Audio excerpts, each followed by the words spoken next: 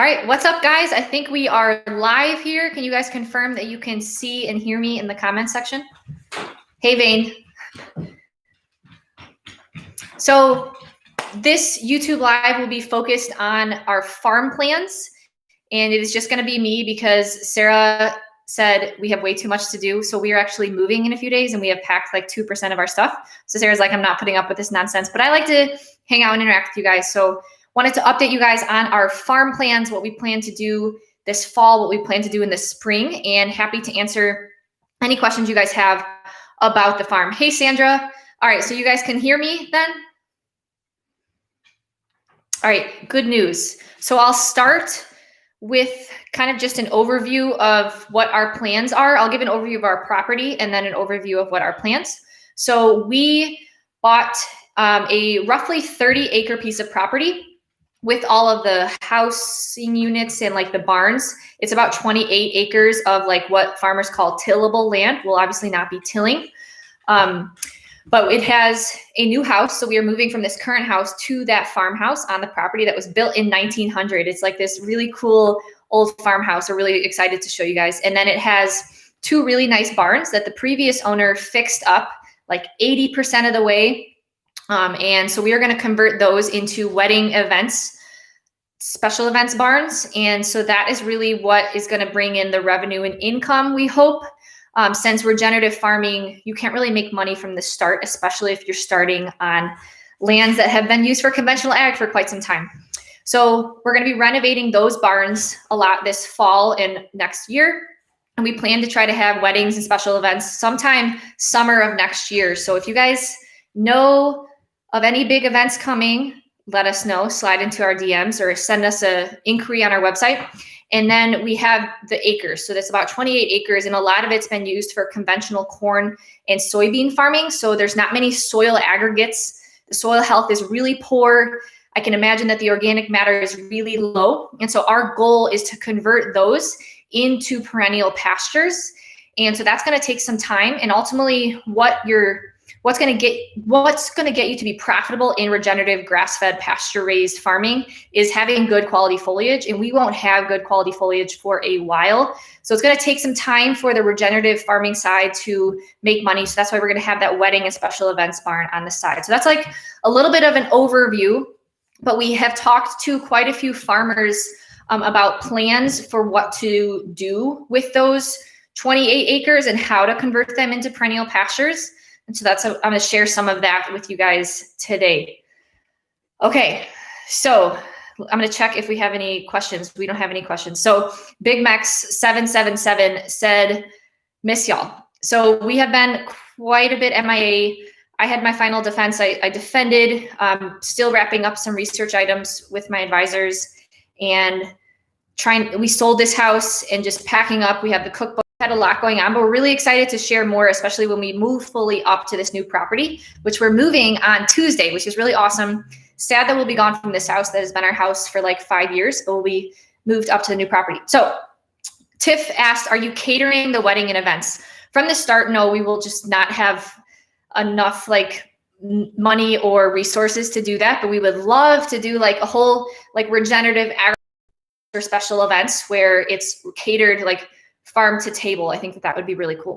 So that's like much further down the line, but from the start, no.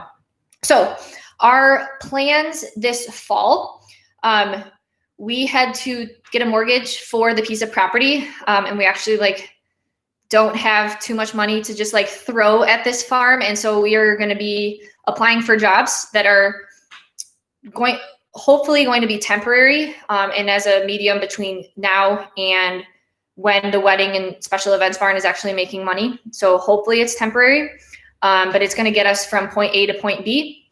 So we'll be doing that, and we'll be renovating the house and doing some renovations to the barn structures for the wedding special events. But the one thing that we're going to do for the farm this fall is we're going to get soil tests done. So this was a suggestion from Dr. Jason Roundtree, who is a professor at Michigan State University. You guys should definitely check him out.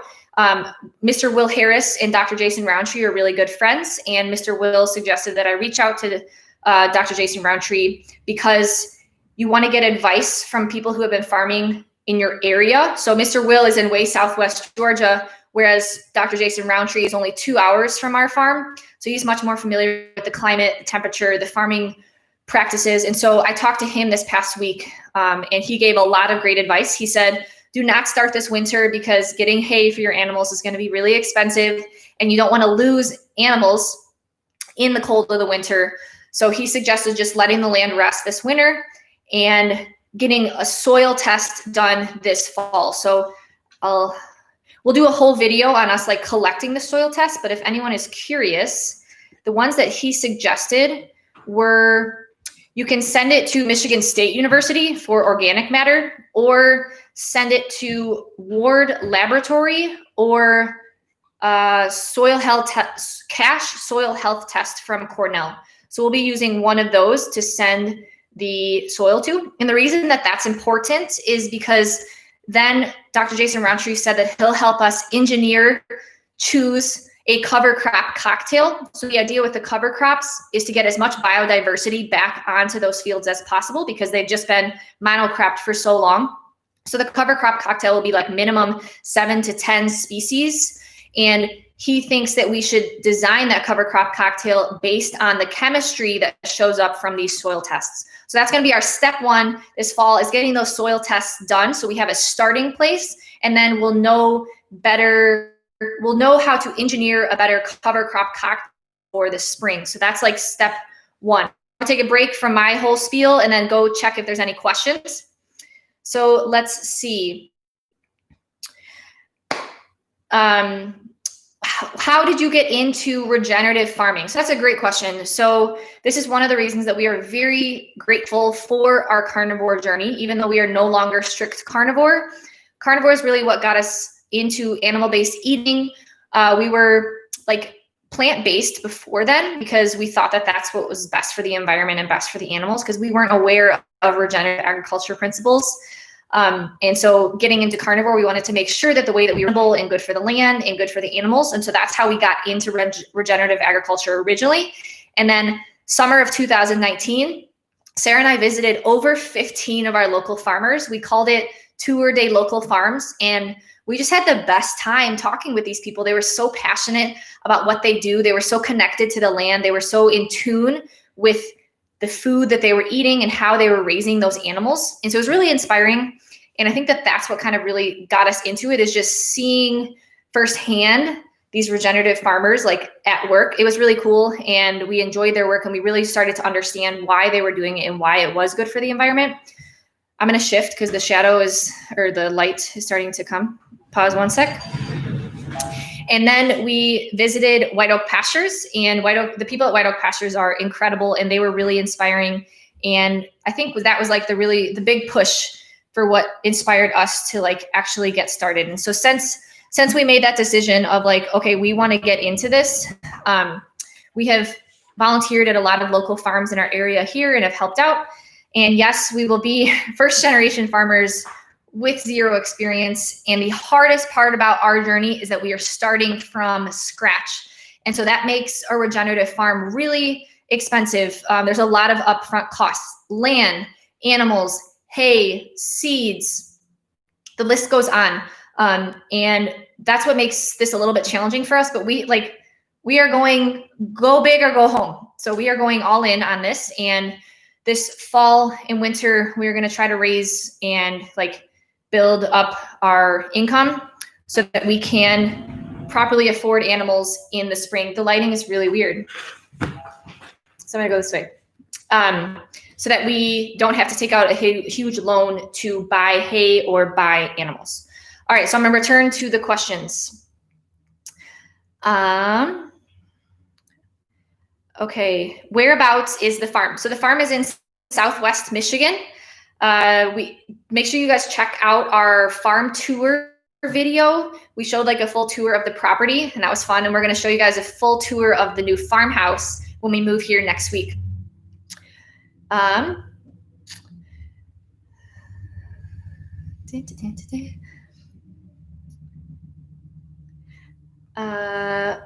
What kind of cover crops will you be planting? I'm not sure. Dr. Jason Roundtree said that it will be a mixture of warm and cool season cover crops. And we're really going to make that decision once we take a look at what the organic matter is in our soil. And don't worry, we are going to be documenting and sharing all of that. How many grazing acres? So it's about 28 grazing acres. And obviously the goal will be to convert those conventional agriculture fields into perennial pastures. And when we make money on those acres, use that income to acquire more lands around us and just continue that process to convert more conventional ag fields into regenerative fields. So like maybe we'll have like 100 acres in like 10 years. I don't know, that would be a goal. I think that would be really cool and really fulfilling to repair the soil health all around us too. Okay. Are you looking for workers? So this fall, no, but in the spring, yes. We have to put up fencing in the spring. So once we do the seeding, we're going to put up water and fencing in the spring. And so we will need help with setting up the fencing. If that is anything that you guys are interested in, we're going to probably do the 2x2 no climb fence. You guys can look that up. And it has to be installed around the entire property. So that will be a project. And for anyone that is wanting to come help out, let us know. Someone said, so is it Dr. Ashley Armstrong? Yes, technically, because I passed my final defense. So doctor, it is. I have to just finish a few more things for my dissertation, and then I submit that in a few weeks. Okay, so Kristen asked a great question. How does the conversion process actually work?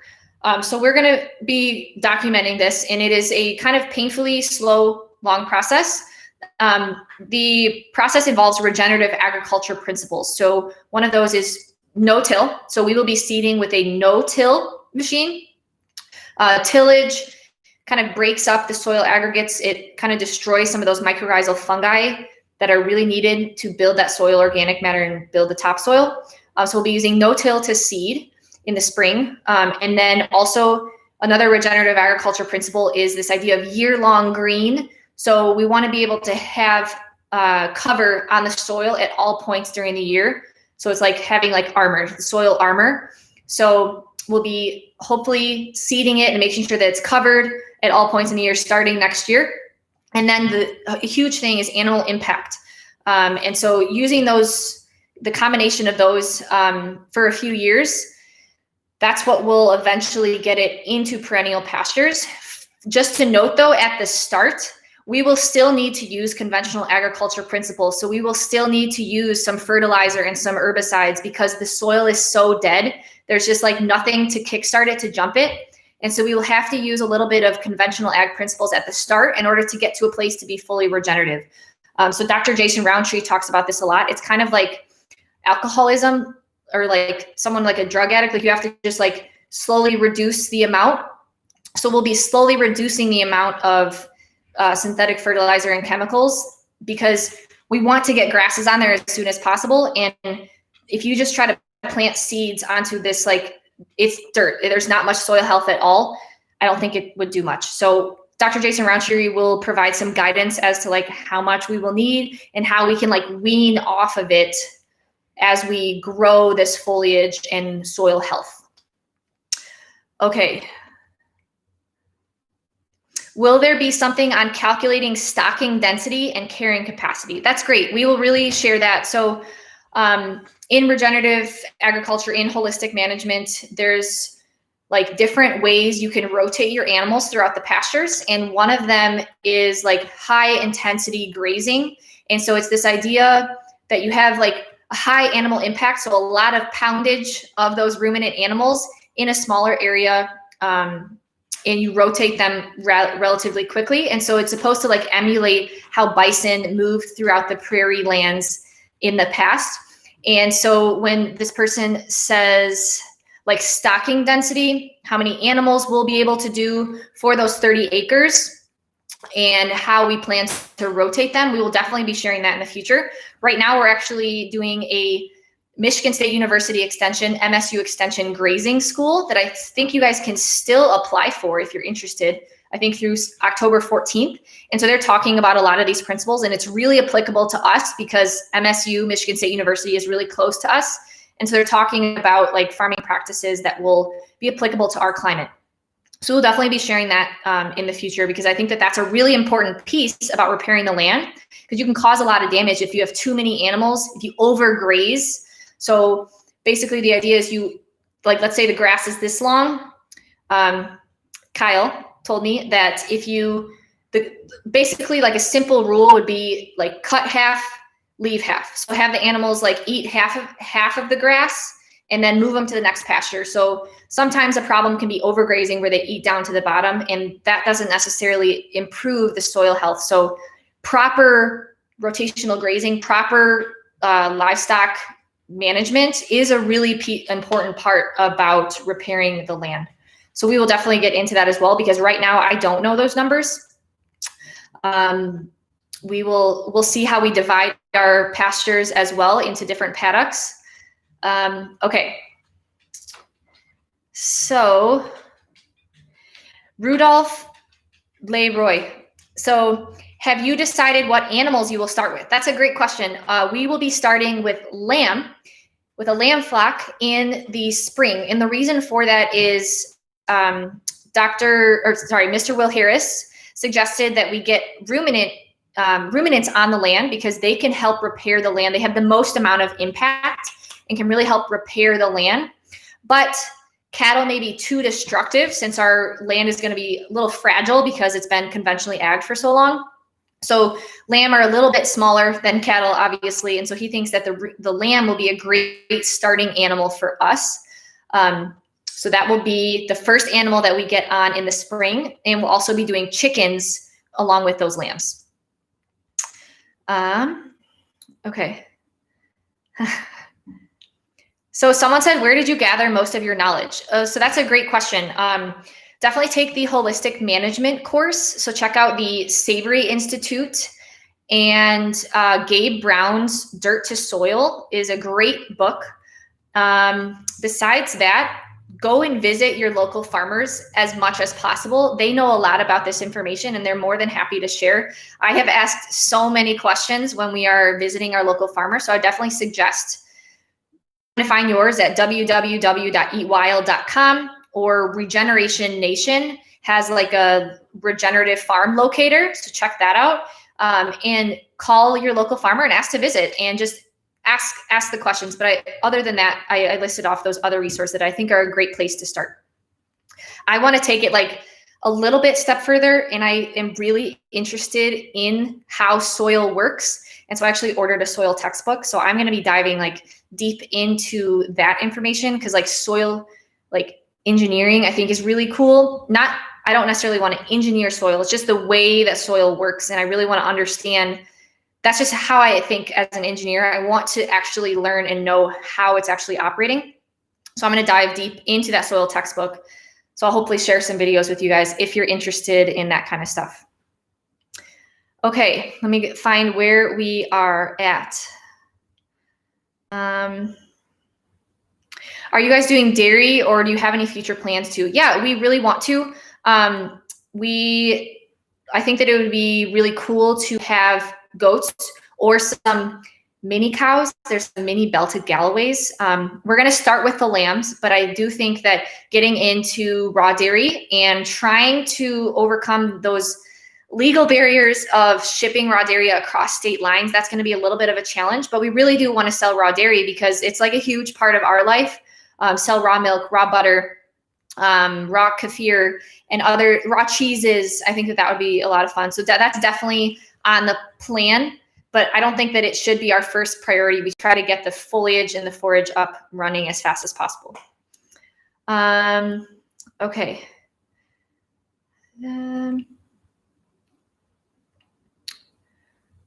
Okay, so someone said, will you put the lambs on the established pasture? How many acres is that? So that's a great question. So in our property, it's got about 26 acres that have been conventionally agged, and then like 2 acres that haven't been touched. And so they're beautiful. They're really nice foliage. And I think that 2 acres would be a little bit small for the amount of lamb that we want to get. We may want to get around 30 or so. So we will definitely put them on there, but we want to get them onto the other ones as well.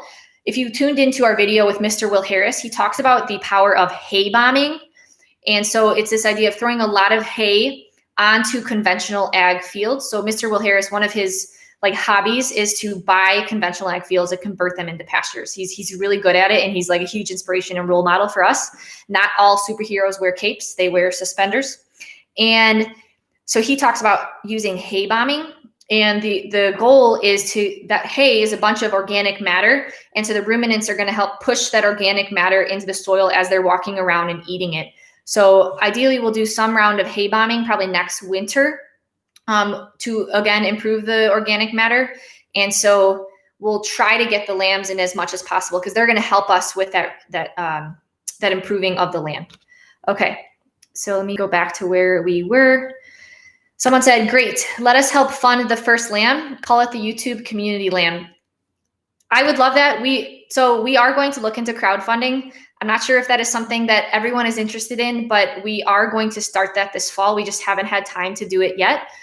So we're going to do like crowdfunding, but then also I have a list of 25 grants that I'm going to be applying to because we really don't have the funds right now to start the farm operation. We saved up enough to just get the starting mortgage for the property because it was just too good of a property to pass up on. So we just can't start with the farm right now, but let me know in the comments if that is something that you guys are interested in. It's a little bit uncomfortable of a topic, but Sarah and I have it on our to-do list to start one this fall. So let me know what you guys think. Okay. How about animal care, since you guys are going in fresh? I'm not really sure what you mean exactly by animal care. I hope to give our animals the best lives possible. They will see sunlight and soil and grass and get fresh air every single day. And we will be building, it's probably a good idea that we don't get them this winter because they can, like, a lot of the cold air and a lot of the frost will just make the animals really cold. And so they'll overeat to like protect themselves and keep themselves warm. And that's really expensive hay wise.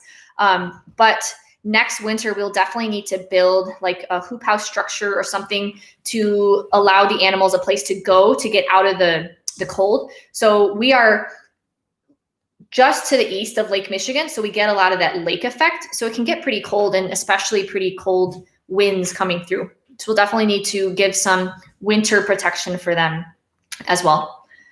Okay.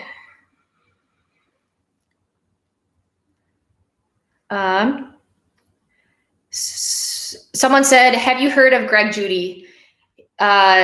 He is great. We are actually in communication with him now to get him on our channel because he is another huge source of motivation, and I think that he is hilarious. And so really excited to have the opportunity to interview him on our channel. That's the goal. He's pretty busy right now, but we're going to try to get him on maybe end of October.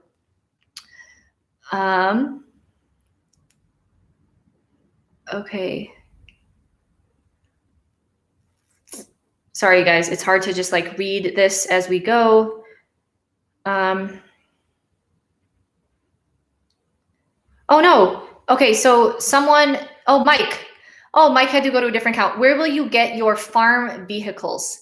So that is a great question. Sarah and I are kind of considering, we both have a car right now, and we're considering just selling both of our cars and exchanging them for a used truck because both of our cars are kind of pointless.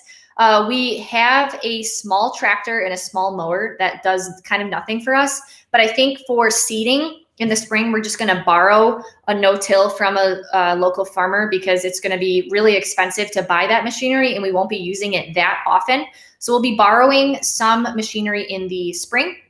Obviously, the goal down the line will be to have a tractor for hay equipment, for no-till seeding, and things like that. So we'll be borrowing probably in the spring. One day I want to get a four-wheeler to just drive around the property, but that's like no funds right now to do that, and that would be a silly expense right now. Okay. Someone said, what made you choose Michigan to farm? So we have always grown up in the Midwest. I love the Midwest. I love Midwest people. I love the four seasons. Our parents have a small property in Southwest Michigan. And so that's where they are going to retire. And our parents are very important to us. And so we want to be close to them. So this property is about 20 minutes from where our parents will eventually retire. And so that was one of the main reasons. But I also love the state of Michigan. I love the Midwest. And it was like, I wouldn't choose to go anywhere else. And so this property was like a great opportunity because of its location and sale price too. Okay. The minimum. Sorry, guys, it's hard to read this.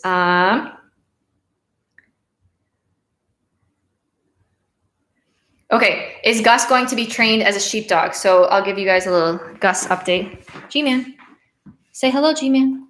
He's chilling in his chair. It's the last couple days for you to chill here. So no, I think that our animals these 3 dogs are just like too much of house dogs. Marshmallow would probably run away in the field. We are going to get a herding dog for our flock next spring. So we're talking with someone at White Oak Pastures who is currently training one. And so we may go back and like work with him because I think that would be really cool and really fun. We will have to get a guard dog. So our options are to get a guard dog, probably like a Great Pyrenees, a guard goose, or a donkey. What do you guys think? Which one should we get? We'll definitely need one to protect our lamb flock from predators and things like that. So let us know what you guys think. That'll be something in the spring to purchase as well. Okay. Okay, so someone said get a guard alpaca. Okay, that's a good idea too. The only like sad thing about getting a guard dog is that you have to apparently you have to put them in with the lamb flock when they're puppies. And so you can't really bring them in the house. And so it'll be really hard to just put that puppy in with them because that dog needs to associate the lamb as their family to be able to protect it. So I think that would just be hard to not let go of it because you're still taking care of it. You're still feeding it. But I think that would be a challenge given how we've just had house dogs our whole life. Okay. So yeah, that pretty much covers our farm update. We will share as we go. Like I said, our plans this fall are to get a job, getting a temporary job, do the barn renovations, get a soil test, and apply for a ton of grants so that we can actually have money to buy animals and hay in the spring. Like I said, we are kind of going all in on this. We're going 100%. We're giving ourselves a timeline of how long we're going to let us pursue this dream and passion before we would leave if we're not making money. But I'm really excited about this opportunity, and I'm really confident that we will make it work, especially with the wedding and events special barn. It's just the unfortunate truth that many regenerative farmers have to have a job off the farm to make this way of living, this lifestyle, sustainable for them. And I think that's really sad. There's a lot of upfront costs. Processing is a huge barrier for small farmers. And so we're hoping that the wedding and special events barn will be a nice avenue on the side to bring in some cash flow, since it will take a little bit of time for the farm to actually make money. And we'll also be trying to increase the amount that we share on social media as well. We've just been so busy. And as you guys know, we made a huge change in our nutrition strategy this year. And so that's been a little bit of a challenge as to how much we actually share about that. We are more passionate about regenerative agriculture, and this is our life and our future ahead of us now. And so we will be documenting it a lot more and sharing you guys with it. If you guys ever have any ideas or things that you want to see about the farm process, let us know in the comments or on Instagram or something like that. All right, a few more questions came in. Someone said, are you planning on doing co-op for sales? I think so. We also want to sell online. We want to do e-commerce, get our meat store up and running. I think that it would be fun to try to sell across the country to you guys, potentially both avenues. And we definitely want to have a meat shop at the farm as well. Okay. Can I rent your wedding barn for our wedding? Yes. Send us an inquiry on our website, Strong.Sistas.com. Let us know what month, and we'll let you know what the plans are. So I'm excited. Hopefully we can try to book out 2021. Would you have found this property without a realtor? No. So we started back in like March looking for land kind of on our own. We downloaded the Ox Hunt app so that we could drive around properties and know who owns the land and then try to contact them and ask them if they were selling. We found like a farm realtor, which was really cool. I didn't know that those existed. And so this like realtor company specializes in like farming and agricultural lands. And so that was really helpful because then he was able to like ping me every time something that was in our classification like went on sale. And so that was really helpful. And I wish we would have done that a few months earlier, because we spent a lot of time this year just like driving around trying to find if people were leasing, or that was a really hard part. We wanted to lease at the start, but we were not able to find good property to lease. So we found this property and we figured this is a really good opportunity and we don't want to let it pass up.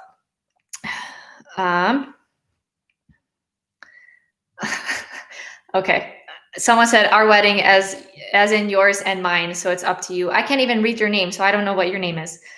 Hey Kelly, thanks for hopping on. So someone said guard donkeys are cool, but they're aggressive to dogs. That's one of the reasons why we said not do guard donkeys, because we have 3 dogs here. And what would happen if the guard donkey went after Gus, Marshmallow, and Nellie? That would be a little bit scary. So it's probably going to be a guard dog, but I'm also interested in this guard geese situation. Okay, so I think I'm going to tune off here. So we will be filming some videos this week as we're moving into our new farm property. So make sure you guys are on the lookout for those sometime later next week. We're going to show you guys a tour of the new farmhouse, which is so cute. And I think maybe just document the whole moving experience, because we're not ready and we have like 2 days to pack. So it's going to be fun. Okay. Thank you guys for tuning in, and I'll look forward to hanging out with you guys in our next live. And as always, make sure you guys are behaving like an angel. All right. Bye guys.